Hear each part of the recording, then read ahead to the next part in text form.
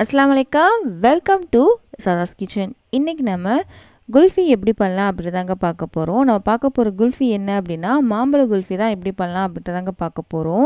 செம்ம டேஸ்ட்டாக இருக்கும். வீட்டில் இருக்க பொருளே வச்சு தான் செஞ்சு காமிச்சிருக்கேன்.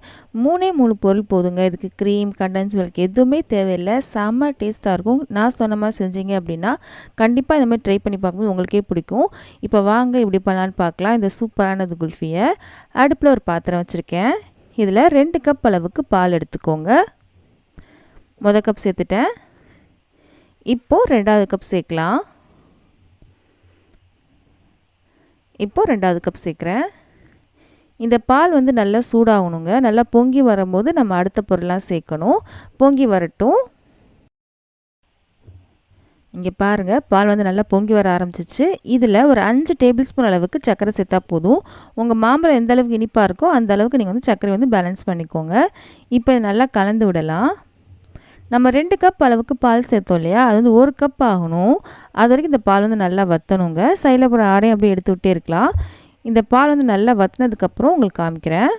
1 கப் ஆனதுக்கப்புறம் உங்களுக்கு காமிக்கிறேங்க. பால் பாருங்கள் நல்லா திக்காயிருச்சு. நான் சைடில் அப்புறம் ஆடையை அப்படியே எடுத்து விட்டே தான் இருந்தேன். நல்லா திக்காயிருச்சு. நல்லா ஆடையும் விழுந்துருச்சு. இப்போது அடுப்பு ஆஃப் பண்ணிக்கலாம். இந்த பால் வந்து நல்லா சூடாக இருக்கும் இல்லையா, நல்லா ஆறணும். ஆறினதுக்கப்புறம் தான் அடுத்து என்ன பண்ணணுமோ அது பண்ணணும். இப்போது அது நல்லா ஆறட்டும். ஆற வரைக்கும் நம்ம கொஞ்சம் வெயிட் பண்ணலாம். நான் இன்றைக்கி ஒரு 2 மாம்பழம் எடுத்திருக்கேங்க. நல்ல இனிப்பாக இருக்க பழமாக எடுத்திருக்கேன். இங்கே பாருங்கள், 2 மாம்பழம் எடுத்திருக்கேன். பாலும் நல்லா ஆறிடுச்சு. இங்கே பாருங்கள், நல்லா ஆடை விழுந்திருக்கு. பால் நல்லா திக்காயிடுச்சு. பாருங்கள் எந்த அளவுக்கு ஆடை விழுந்திருக்கு அப்படின்னு. இதுக்கு வந்து நீங்கள் பசும்பால், பேக்கெட் பால் எது வேணாலும் எடுத்துக்கலாம். அது உங்கள் விருப்பம்தாங்க. இப்போது ஒரு மிக்ஸி ஜார் எடுத்துக்கலாம். இப்போ நம்ம காமிச்சோலையே 2 பழத்தை வந்து நான் கட் பண்ணி வச்சுருக்கேன். உள்ளே இருக்க பல்ப்பை மட்டும் அதை நம்ம சேர்த்துக்கலாம். சேர்த்தாச்சு. இதுக்கப்புறம் நம்ம ஆற வச்சுருந்தா பாலை சேர்த்துடலாம். சேர்த்தாச்சு. இப்போது இதை வந்து நல்லா அடிச்சுட்டு வந்துடலாம். நல்லா அடிச்சுட்டு வந்துட்டேன். இப்போது நான் ஒரு குல்ஃபி மோடு எடுத்திருக்கேங்க. உங்கள்கிட்ட குல்ஃபி மோட்லனா கிளாஸில் கூட செட் பண்ணலாம். அதே இந்த வீட்டிலே செஞ்சு காமிச்சிருக்கேன். இந்த குல்ஃபி மோடில் செய்யும்போது கடையில் கிடைக்கிற மாதிரி இருக்கும். இது வந்து எல்லா இடத்துலையும் கிடைக்குதுங்க. ஆன்லைன்லேயும் கிடைக்கிது, லோக்கல் ஸ்டோர்லேயும் கிடைக்கிது. இங்கே செக் பண்ணி பாருங்கள். இது நேராக நிற்காது அப்படின்னா ஒரு சின்ன கிளாஸில் நான் வந்து வச்சுருக்கேன். இப்போ இதில் நம்ம சேர்த்துடலாம். எந்த அளவுக்கு திக்காக இருக்குது பாருங்கள். இந்த அளவுக்கு தான் திக்காக இருக்கணும். அப்போ தான் நல்லாயிருக்கும். ரொம்ப தண்ணியாச்சுன்னா நல்லா இருக்காதுங்க. இப்போது 4 குல்ஃபி மோட்லேயும் சேர்த்தாச்சு. இப்போது நம்ம வீட்டில் குல்ஃபி மோடு இல்லை அப்படின்னா என்ன பண்ணும் அப்படின்றத பார்க்கலாம். நம்ம வீட்டில் நார்மலாக கிளாஸ் இருக்கும் இல்லையா, அந்த கிளாஸ்லேயும் செட் பண்ணலாங்க. அளவு மட்டும் கொஞ்சம் பெருசாக இருக்கும், அவ்வளோதான். கிளாஸ் எடுத்திருக்கேன். இதில் நம்ம சேர்த்துடலாம். ஃபுல்லாக சேர்த்துடலாம்.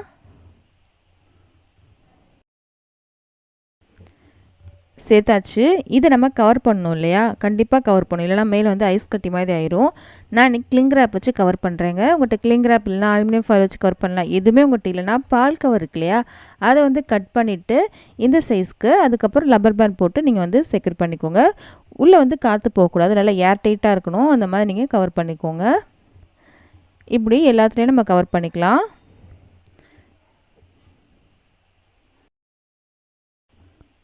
இப்படி எல்லாத்தையும் நான் கவர் பண்ணிட்டேங்க. இது வந்து ஒரு 8 மணி நேரம்லாம் நைட்டு ஃபுல்லாக ஃப்ரீசரில் வச்சுருங்க. நாளைக்கு நைட் ஃபுல்லாக தான் ஃப்ரீசரில் வைக்க போகிறேன். அடுத்த நாள் காலையில் பார்க்கலாம்.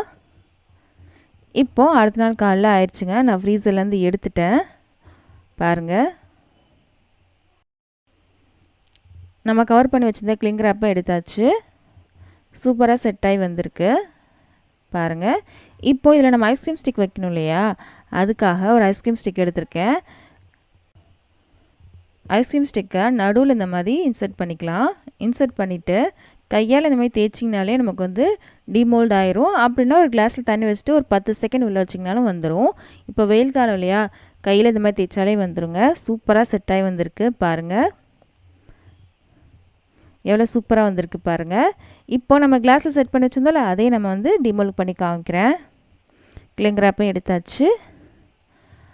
ஐஸ்கிரீம் ஸ்டிக்கை இன்சர்ட் பண்ணிடலாம். இப்போது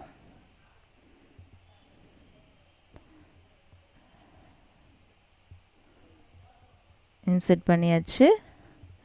இந்த மாதிரி கையில் தேய்ச்சிட்டு எடுத்துடலாம். கண்டிப்பாக இந்த வீடியோ எல்லாத்துக்கும் பிடிச்சிருக்கும் நம்புகிறேன். பிடிச்சிருந்துச்சு அப்படின்னா மறக்காம நம்ம சேனலை சப்ஸ்கிரைப் பண்ணிடுங்க. பக்கத்தில் இருக்க பெல் பட்டனையும் கிளிக் பண்ணிடுங்க.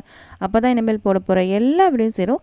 இந்த மாதிரி ரெசிபீஸ்லாம் உங்கள் ஃப்ரெண்ட்ஸ்க்கும் ஃபேமிலிஸ்க்கும் பிடிக்கும் அப்படின்னா அவங்களுக்கு இந்த வீடியோ ஷேர் பண்ண மறக்காதீங்க. நம்ம அடுத்த வீடியோவில் சந்திக்கலாம்.